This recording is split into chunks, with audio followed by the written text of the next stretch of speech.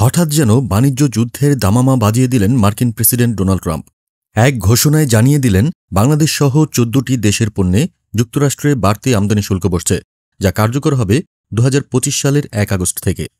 প্রশ্ন উঠছে, এই সিদ্ধান্ত কি কেবল অর্থনৈতিক প্রতিক্রিয়া, নাকি এর পেছনে রয়েছে জিওপলিটিক্সের এক জটিল চাল? বাংলাদেশি পণ্যের উপর শুল্কের হার এক লাফে ১৫% থেকে ৩৫%। এমন সিদ্ধান্তের প্রেক্ষাপটে আন্তর্জাতিক বাজারে বাংলাদেশের অবস্থান নিয়ে উদ্বেগ বাড়ছে। ট্রাম্প এই ঘোষণা দিয়েছেন ৭ জুলাই তার নিজের প্ল্যাটফর্ম ট্রুথ সোশ্যালে। সঙ্গে যুক্ত হয়েছে তার হাতে লেখা চিঠি, যা পাঠানো হয়েছে বাংলাদেশের অন্তর্বর্তী সরকারের প্রধান উপদেষ্টা মোহাম্মদ ইউনূসকে। তবে কেন এই শুল্ক? ট্রাম্প দাবি করছেন বাংলাদেশের সঙ্গে মার্কিন বাণিজ্য ভারসাম্য মারাত্মকভাবে একতরফা। এমনকি চিঠিতে তিনি ইঙ্গিত দিয়েছেন ৩৫% শুল্কও যথেষ্ট নয়। তবে প্রশ্ন, আপনারা কি যুক্তরাষ্ট্রে কারখানা গড়তে প্রস্তুত?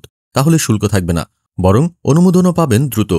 এই বক্তব্য থেকে কি স্পষ্ট হচ্ছে না যে বাংলাদেশকে চাপে ফেলে বিনিয়োগে বাধ্য করাই এই নীতির পেছনের মূল উদ্দেশ্য? বাংলাদেশ এখন এক কঠিন অর্থনৈতিক সমীকরণে দাঁড়িয়ে।